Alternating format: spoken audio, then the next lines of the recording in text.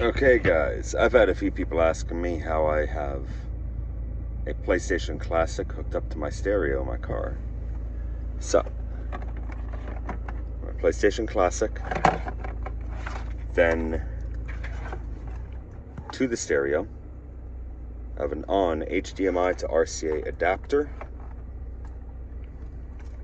powered by a Polaroid 4-bay USB bank, which also powers the PlayStation. Hit the power button, grab my controller. Yeah, my car's a little dirty. I'm in the process of rebuilding the whole damn thing.